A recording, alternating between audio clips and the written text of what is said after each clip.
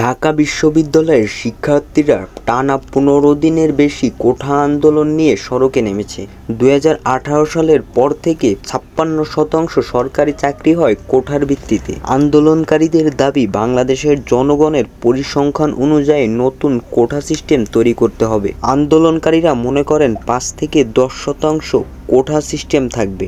আজকের এই ভিডিওতে থাকবে কেন সড়কে নেমেছে, কোঠা ব্যবস্থা কেমন, কোঠা নিয়ে প্রধানমন্ত্রীর মন্তব্য, যারা কোঠার জন্য আন্দোলন করছে তারা কি রাজাকার।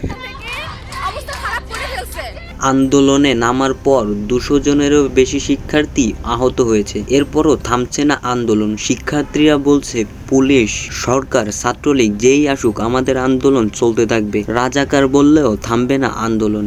শিক্ষার্থীরা দাবি করেন সরকারি চাকরিতে মাত্র ৫ থেকে ১০% নেওয়া উচিত। তাদের এই দাবি না মানলে রাজপথ ছাড়বে না আন্দোলনকারীরা।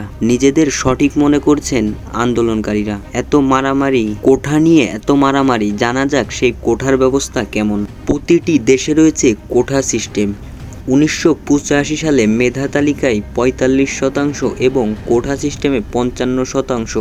এই অগ্রাধিকার কোঠায় রয়েছে যুদ্ধ কোঠা ৩০%, নারী কোঠা 10%, জেলা কোঠা 10%, ক্ষুদ্র জাতিগোষ্ঠী ৫%। আবার নতুন করে যোগদান করে প্রতিবন্ধী কোঠা ১%। সব মিলিয়ে ৫৬%। শুরু থেকেই রয়েছে মুক্তিযোদ্ধা কোঠা। এরপর যুক্ত হয় ছেলে এবং নাতি নাতনি কোঠা। অর্থাৎ ১০০ জনের মধ্যে কোঠা থেকে যুক্ত হবেন ৫৬ জন আর মেধা থেকে যুক্ত হবেন ৪৪ জন। মুক্তিযোদ্ধাদের নাতি নাতনি যোগদান করার বিষয়টা মানতে পারছেন না শিক্ষার্থীরা। শিক্ষার্থীদের আন্দোলন এর বিষয়ে উবাইদুল কাদের বলেন, বিএনপি, জামাত ও অন্য সরকার বিরোধী দল এতে অংশগ্রহণ করছে। প্রধানমন্ত্রী শেখ হাসিনা বলেন, মেধা থেকে চাকরি পাওয়া এবং কোঠা থেকে চাকরি পাওয়া দুজনেই মেধার জন্য চাকরি পায়। প্রধানমন্ত্রী আগের দিন রাতে মন্তব্য করেন, মুক্তিযোদ্ধাদের নাতিপুতিরাও পাবে না, তাহলে কি রাজাকারের নাতিপুতিরা পাবে?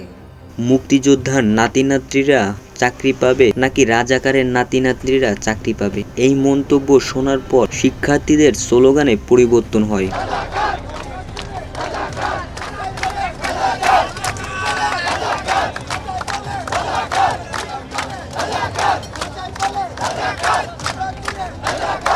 শিক্ষার্থীরা বলছে, এই কোঠার বিষয়টা সহজে সমাধান করা যেত। উস্কানিমূলক কথার কারণে বেশি ঝামেলা তৈরি হয়েছে। তাদের রাজাকার বলেন আর যাই বলেন, তারা রাজপথ ছাড়বে না। তারা একটা সমাধান চাই। যে মানুষ একটা চাকরির জন্য আন্দোলন করছে সে কখনো রাজাকার হতে পারে না। সে কোনো দেশের অনৈতিক কাজের সাথে জড়িত না। সে নিজের অধিকারের জন্য রাজপথে নেমেছে। এই বিষয়টা সহজে সমাধান করা